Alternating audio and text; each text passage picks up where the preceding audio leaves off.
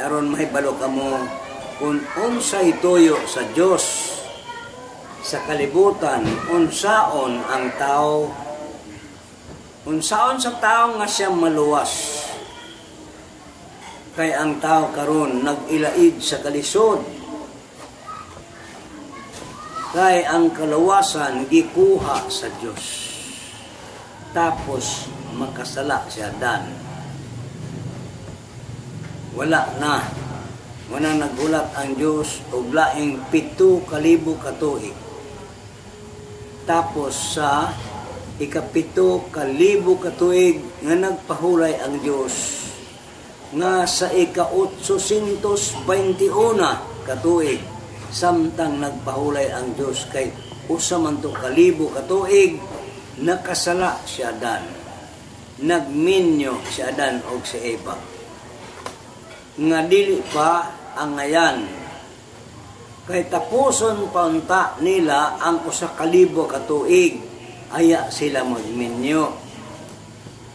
Mo nang giuna-una man ni Adan ang pagminyo na suko ng Dios. Gitago sa Dios ang tanang butang sa kalibutan og naghulat siya sa laing 7,000 ka tuig.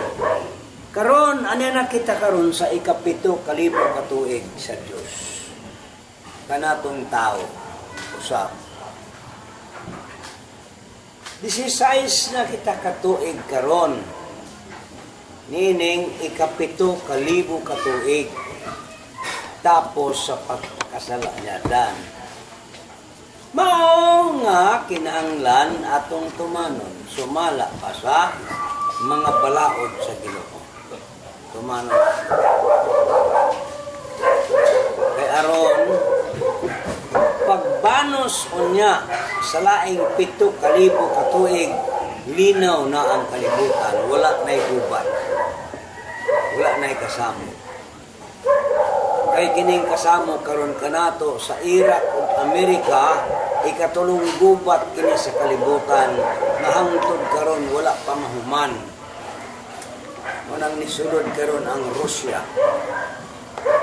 Ilang gigubat kanang Syria. Gigubat nila kay naaman diha ang ISIS nga ang kahulugan ana Islamic State of Iraq and Syria. Islamic State. Munang tuwa dito ang daghang mga kasama karon. Ikatulo pa kana kagubat sa kalibutan. Wala pa mahuman kay 100 years man kaning gubata. Hangtod makuha sa Iraq ang China, mahuman dahil ang gubat. Ang tanang mga Muslim sa kalibutan, mag-usa sila. Hangtod ang mga Muslim sa China, muusa sa Muslim sa Iraq. Ug niya na mapildi ang Amerikano. Mo kana karon. Muna atong pabuton. Kay pagkahuman ani, 4 ka tuig sa dili pa matapos ang 1,000 ka tuig karon.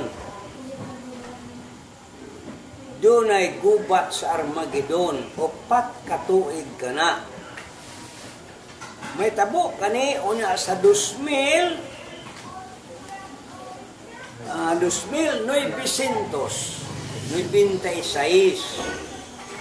kay 4 man katuig kaning gubat. Pagkahuman anang 4 katuig, ika-3,000 na dayon ni Kristo. Magsugod na po dayon pag-isip sa laing 7,000 katuig. Kana mo na gidugayon sa mga tuig sa tao. Apan alang sa Dios 7 lang kana kaadlaw. Mo kana mga kaigsuonan nga atong hulaton. Madugay pa. Madugay. Hinoon, nga nang kadugayuna na anak kita sa kinapungkayan nga panahon. Na nakita sa kinabungturan